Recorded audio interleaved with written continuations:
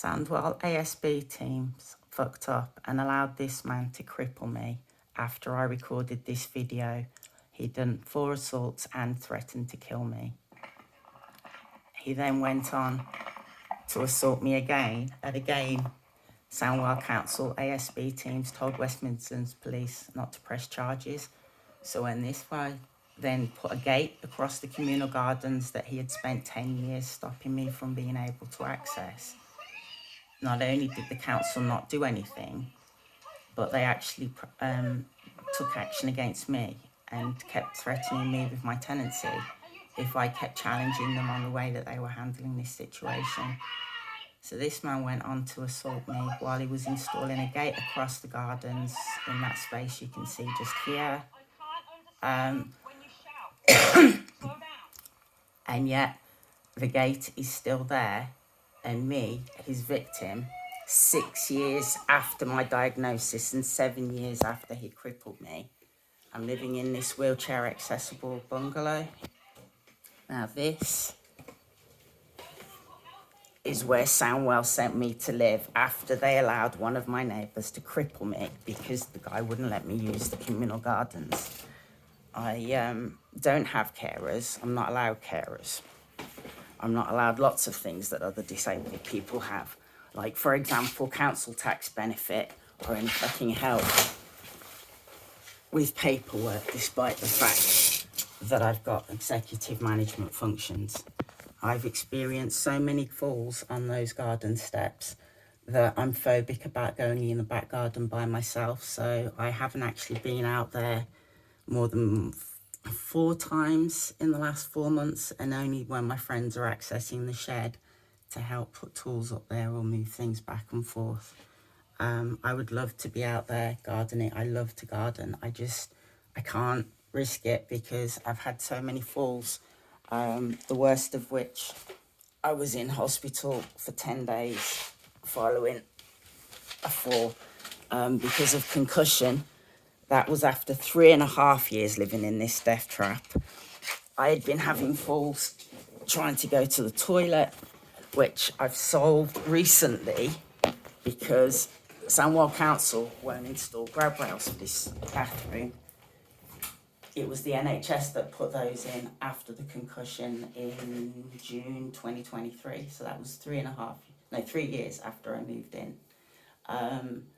So I recently got this shower chair, which has been brilliant. But this toilet frame for the last 5 years has been wobbling. I've now had to drill through the floor, as documented on my social media, in order to secure that. I haven't had any falls going to the toilet for about a month, so yay for me.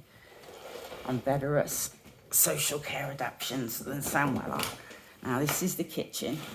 I did get so frustrated in September 2023 that I ended up torching it, but I'm waiting to apologise to the rest of the firefighters that were involved, because as much as I tried to keep them safe, I did endanger them, and I'm very, very sorry for that. But I had already got the fire service out a year after a very dangerous kitchen had been fitted, and had a year of the OT coming out and just saying, well, it's your fault for signing the design. Like, I chose the colours of the tiles, the countertops and the cabinets. It was a supposed professional kitchen designer that designed the kitchen that was completely inaccessible. So the local authority, instead of fixing the kitchen, just bankrupted me with care charges. So nearly 2 years after the mental health crisis that led to me setting fire to the kitchen, this is the state of the property. They're still saying I'm not eligible for garden adaptations, but not explaining why, as a wheelchair user, I'm not allowed to have a ramp so that I can access that bloody garden to maintain it as per my tenancy agreement. When I moved back in here, my housing officer, Janet Millett, immediately came out and had Sandwell Council staff disconnect this boiler. They also disconnected all the kitchen electrics, which was unfortunate because I had managed to set myself up a very basic little kitchen at that point. So Sandwell have made it clear that they are not intending to do anything at this bungalow, nor are they going to provide me with any support, because if they do, I'm going to sue their fucking arses. So this powder down here is ant powder. I'm trying to create a barrier because I'm not physically capable of sweeping or mopping the floor. And when the floor was taken up, there was a bunch of glue. There was a floor underneath. So when the workmen have ripped out the old kitchen, they've kind of started whitewashing around. But they literally just left it as it was. So I've done my best, but I really can't deal with this glue. So I've just had to put ant powder down. But I can cook in this kitchen. It's wheelchair accessible finally. So I've got my little cupboard here. I turned a craft cupboard into a pantry. I put open stuff there to try and make sure that ants and whatever don't get to it. So food storage, and I can cook with the pressure cooker or mini pot right there. I've got the microwave. This is a mini cooker that was lent to me by a health and safety guy from Sandwell Council in November 2022, after the fire service said the kitchen is a fire hazard and needs to be remedied immediately. Guy said that the problem should be solved within about 2 months. I've still got that stupid cooker, so I couldn't use the hob on the top. That was well documented at the time, so I've had to buy this little one here, but this one's awesome. And then I've got my cooking ingredients. I've got to get some more herbs because I'm running low on stock, but you can see I've got everything I need in order to be able to fend for myself, including a plastic dinner service because I'm clumsy as hell. So I've got this little trolley that I can wheel around to wherever I'm trying to clean. I can also use that to transfer stuff. And I got my flip-flops that I leave by the kitchen door for when I'm able to walk. That's an old wheelchair. That's a chair I'm looking for a new home for. So the back garden, I showed you the steps. There's also a gate that I can't actually open for myself. You've seen the bathroom. Bedroom's a mess, but it is what it is. I can only do so much. As I said, I don't have any carers. So just gonna turn YouTube off because I know what is this? If you've ever felt like your brain is caught in a tug of war between... There we go. Okay, so I have been documenting this struggle on Facebook, Sandwell. Instagram's more of a personal thing for friends, really. LinkedIn, because I'm shit at social media. I don't understand how things connect, but I've got an email inbox full of emails from people like the Ombudsman saying, oh, this is a housing issue, you've got to get onto the council.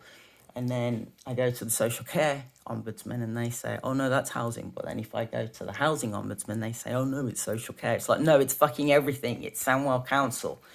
They control finances. They control access to carers. They can control even if I can apply for benefits, which is why I'm struggling to survive on a meagre few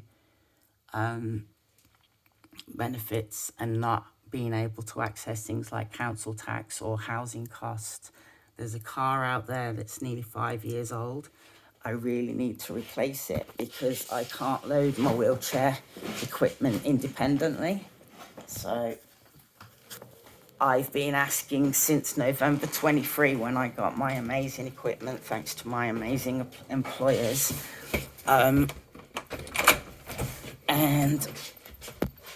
That's stuff I've got to take to the bins. So the car has got a tri-ride in the back of it that's too heavy for me to get in and out, so I have to try and bodge it with the hoist. What I really need is a wheelchair accessible vehicle to be able to just drive my wheelchair equipment straight in and not try to use a hoist. But I can't get through the application process. It's just taken me from Easter 2024 until 2 weeks ago to get my address updated with Universal Credit and a letter with this address on it to begin the process to apply for a WAV, but I can't access a support worker to help me.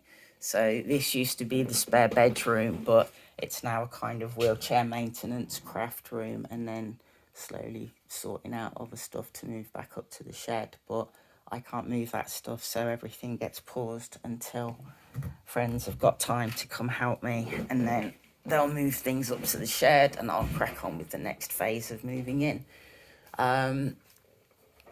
In the time that I've been back here, I've managed to build myself a kitchen and make my bathroom safe.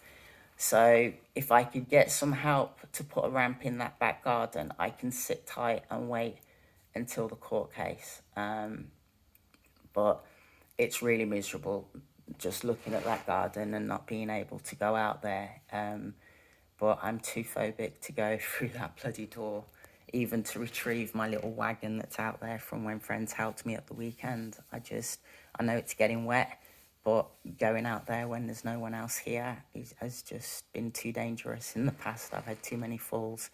So today I am going to go see friends, and I'm waiting for help from a charity that's going to help me report some of this stuff to the police. But as you can imagine, I'm not really impressed with West Midlands Police, because I have been in touch with them about what's been going on, and none of the officers have called me back. Now, obviously, they are partly liable for my spinal cord injury, and they've been trying to dodge that, saying it's not our fault. Sandwell Council ASB team leaders told us not to do anything about Carl. But ultimately, since when does the council tell the police who to prosecute and who not to prosecute?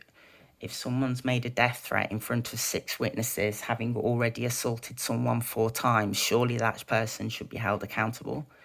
But failing that, the teams that were managing that situation should certainly be held accountable, and so should therefore the staff that manage that local authority that are deliberately fucking with the life of a 49-year-old disabled woman.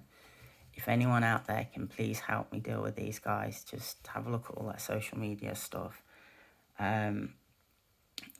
There's no point phoning me because I'm rubbish on the phone. You've got to come see the place for yourself, and then you can have a look through the paperwork and we'll take it from there.